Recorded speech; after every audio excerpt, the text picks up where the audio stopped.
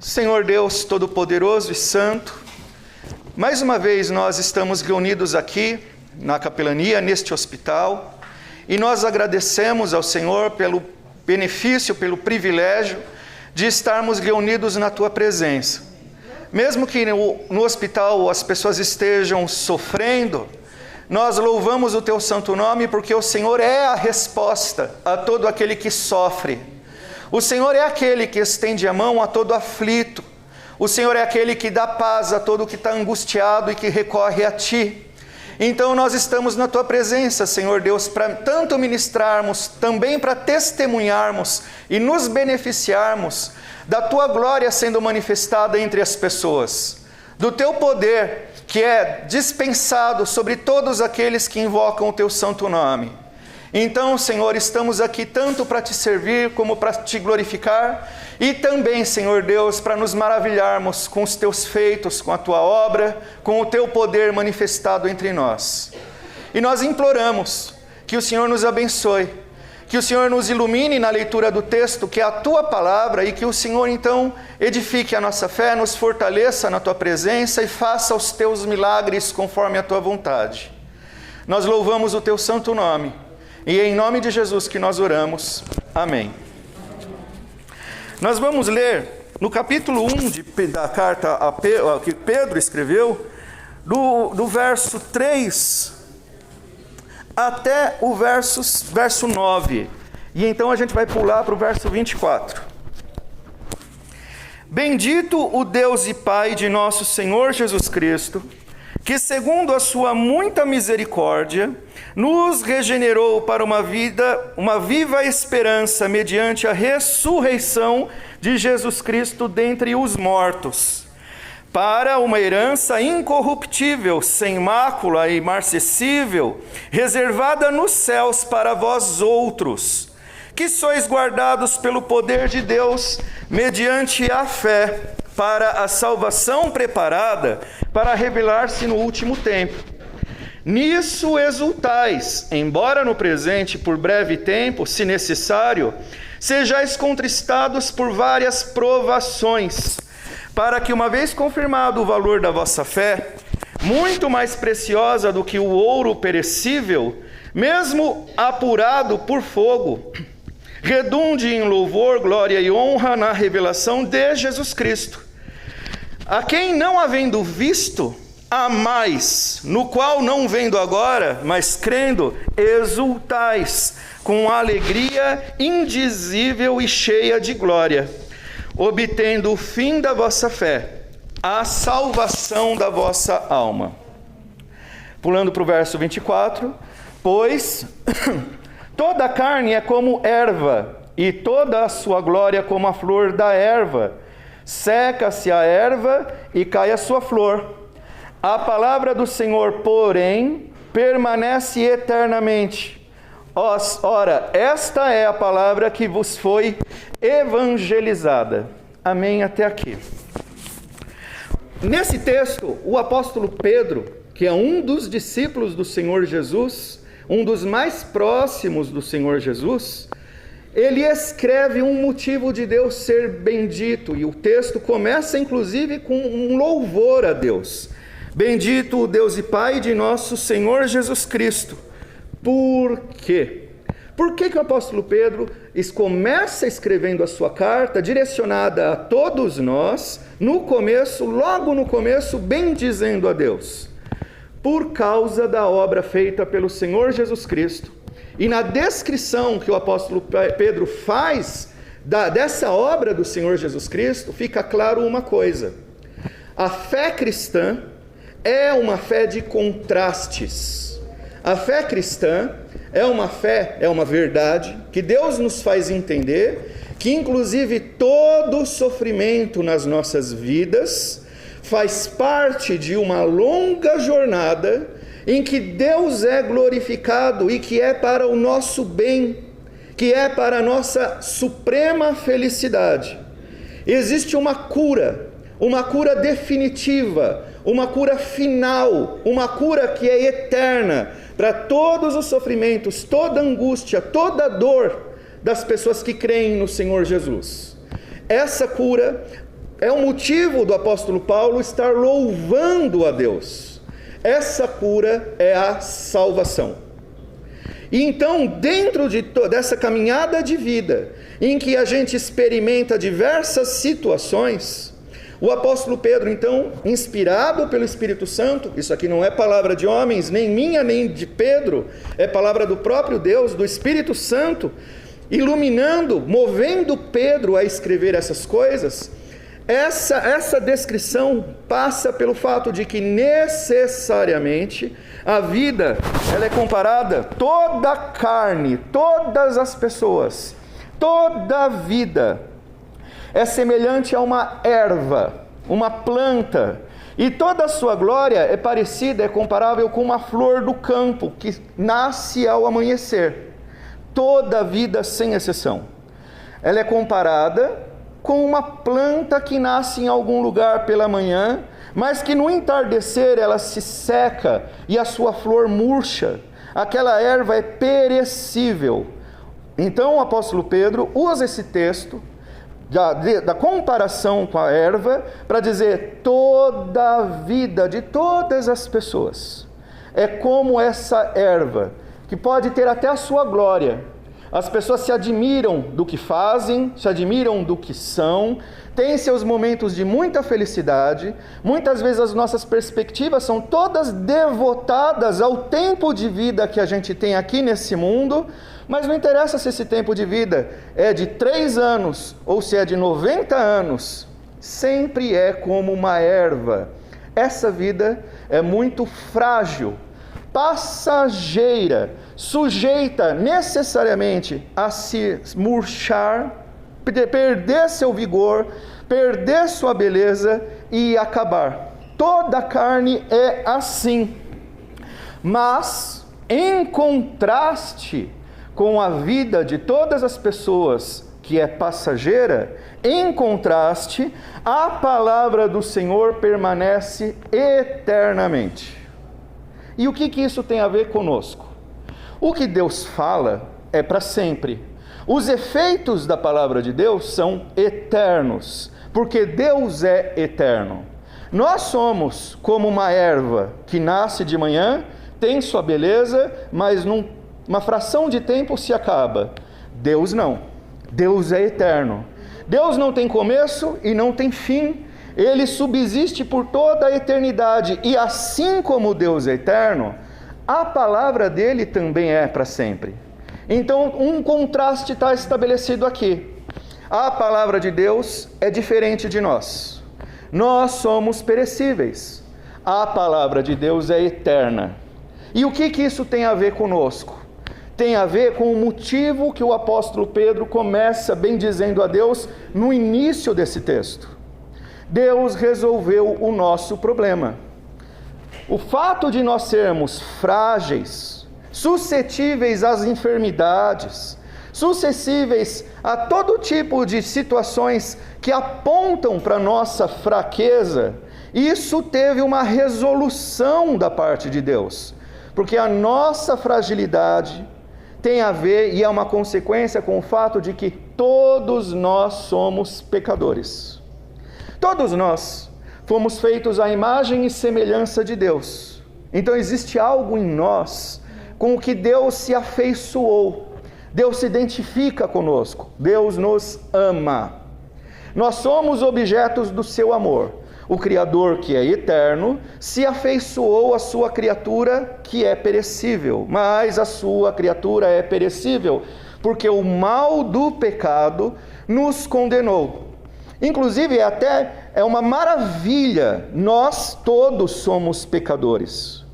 Mas é uma maravilha o fato de que eu e outros irmãos, e o pastor Nino, e o pessoal que ministrou o louvor, também somos pecadores, mas a maravilha é que nós compartilhamos da mesma situação, somos perecíveis como a erva que passa.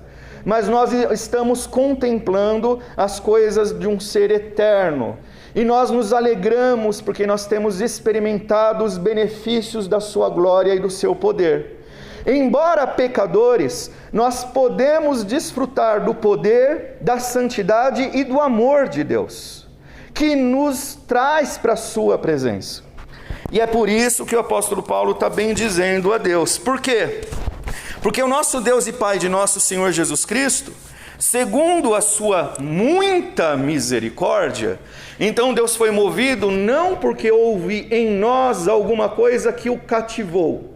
Nós não merecemos a sua misericórdia. O que moveu Deus foi a sua misericórdia. Ele nos amou primeiro. E movido pela sua muita misericórdia, Ele nos regenerou para uma viva esperança. O que é nos regenerar? Ele nos deu uma vida nova. Uma nova vida. Regenerar é fazer de novo. Deus nos fez de novo. Aquela criatura que era perecível, que não tinha futuro e estava condenada por causa dos seus pecados, Deus nos deu uma nova vida, nos fez novo, uma nova criação. Como? Nos regenerou para uma viva esperança, através da ressurreição de Jesus Cristo dentre os mortos. Existia um problema. Nós éramos frágeis, condenados à morte, não tínhamos propósito de existência, os pecados, eles nos condenavam e nos afastavam de Deus, mas através de Jesus Cristo, o Senhor nos deu uma nova vida, através da ressurreição de Jesus. A nossa esperança verdadeira não está no que a gente faz, não está em qualquer coisa que outras pessoas possam fazer, mas ela reside unicamente numa coisa que o Senhor Jesus já fez.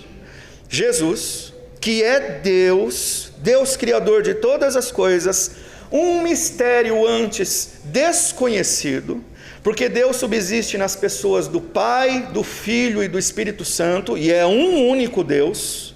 O Filho, por amor à sua criatura humana que estava perdida nos seus pecados, nós todos, por amor a nós, se fez um de nós.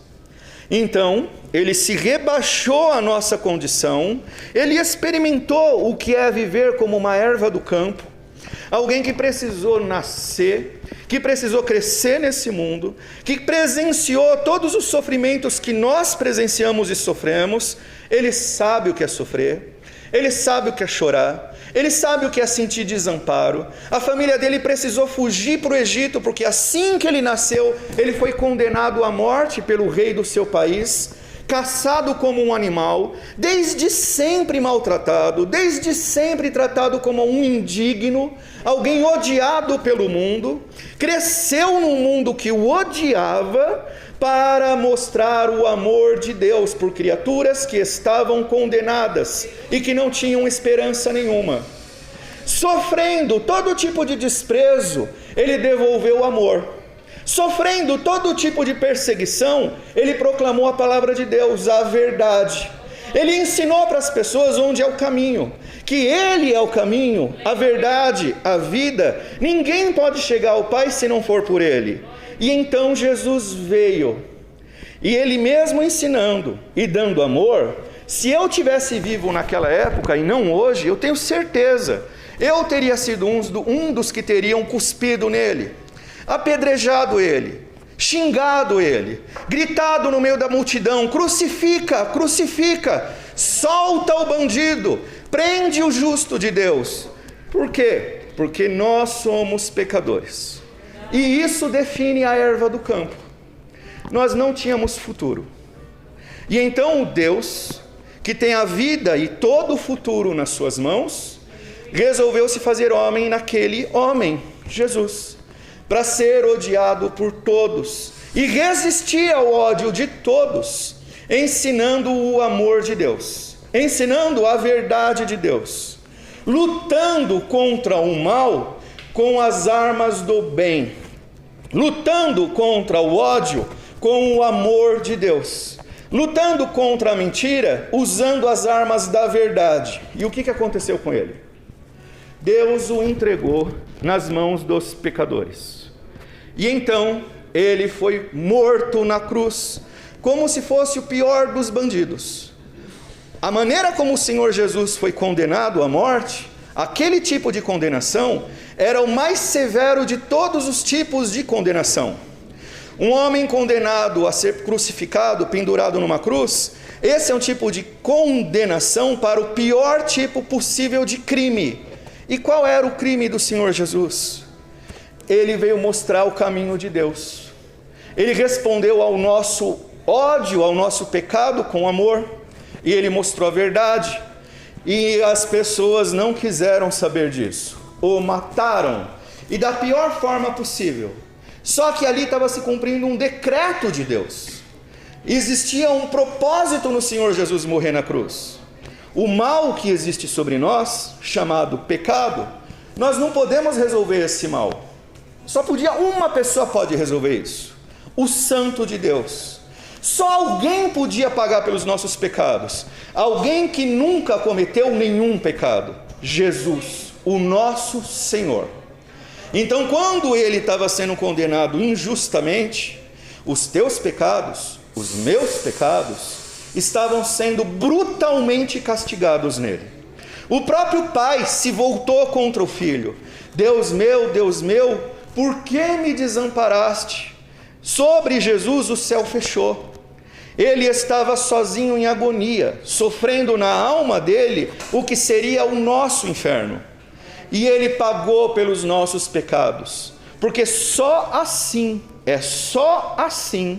que nós podemos ter perdão de Deus. Por que nós podemos ter perdão de Deus?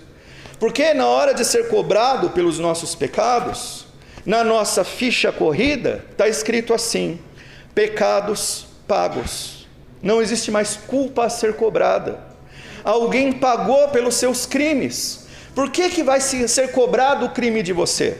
Alguém pagou por eles. O condenado foi Jesus. Ele cumpriu pena no teu lugar. Como cobrar algum tipo de pena de você, sendo que Jesus já pagou por isso?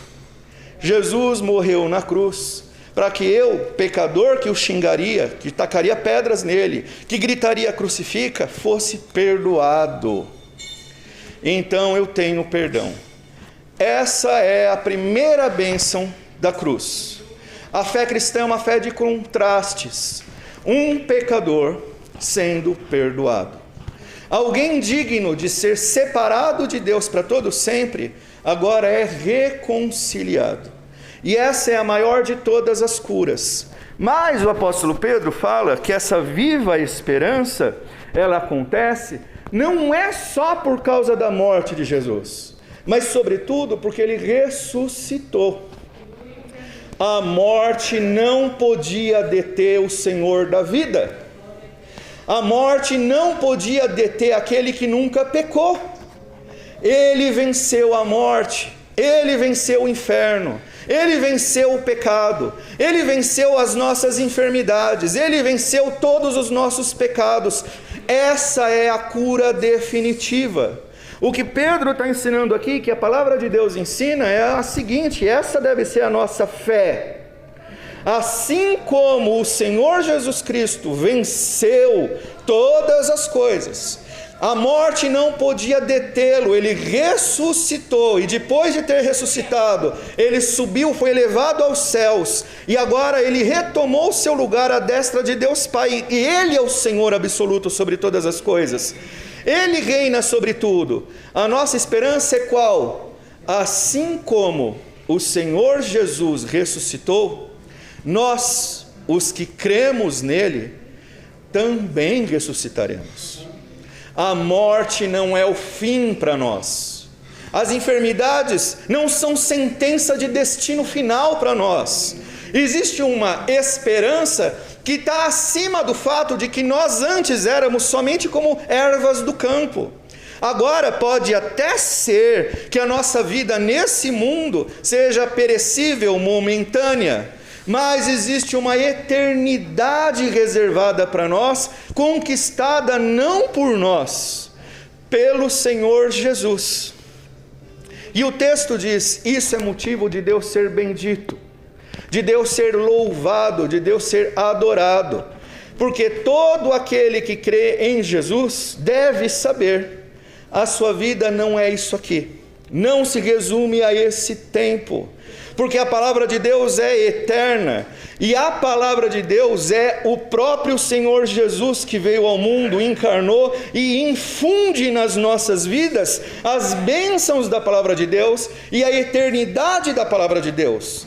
O Deus eterno, que tem uma palavra eterna, decreta que todo aquele que crê no Senhor Jesus Cristo também tem a vida eterna. Então, se nós queremos um milagre sobre o nosso sofrimento, sobre a nossa enfermidade, se nós queremos que Deus coloque as mãos sobre a nossa vida e manifeste o seu poder e mude a nossa história, tudo isso acontece de uma forma muito simples. Creia no Senhor Jesus. Isso não significa todos nós vamos morrer, a não ser que o Senhor Jesus volte e nos leve, e um dia Ele voltará. Faz parte das promessas do Senhor. Um dia o nosso Senhor Jesus Cristo voltará nos ares para buscar o seu povo. Mas até que isso aconteça, as pessoas morrem. Aqueles que morrem no Senhor são bem-aventurados, porque eles são para toda a eternidade filhos de Deus. E existe essa esperança viva para todo aquele que crê. E essa é a esperança da palavra de Deus. A sua vida não se resume a esse tempo que nós chamamos de vida, enquanto a gente está nesse planeta, porque a nossa vida, aqueles que creem no Senhor Jesus, a nossa vida é eterna, e isso é a salvação da nossa alma. Essa é a palavra que nós temos para dizer para todos, compartilhar, que é tanto para crentes, para que os crentes se apeguem a isso e vivam baseados nessa verdade, e tenham a sua fé fortalecida. E os não crentes, que antes não tinham direito sobre a vida eterna, porque não creem no Senhor Jesus, possam crer, possam se converter ao Senhor, como nós cantamos em tantos cânticos aqui, nos render aos pés do Senhor e declarar que Ele é o Senhor da nossa vida. Aos não crentes é ofertada a salvação. Creia no Senhor Jesus, vá após Ele. O Senhor Jesus disse: quem quiser vir após mim, quem quiser me seguir, negue-se a si mesmo, negue as suas convicções pessoais, negue os ensinamentos da sua religião não cristã, negue suas certezas à parte de Deus, negue-se a si mesmo. E então, tome a tua cruz e me siga. Assuma sobre você o Evangelho. Tenha a palavra de Deus tomando conta da tua vida, decidindo os teus passos. E então os teus passos serão no caminho do Senhor Jesus. Ele é o caminho. E que o Senhor abençoe a todos nós.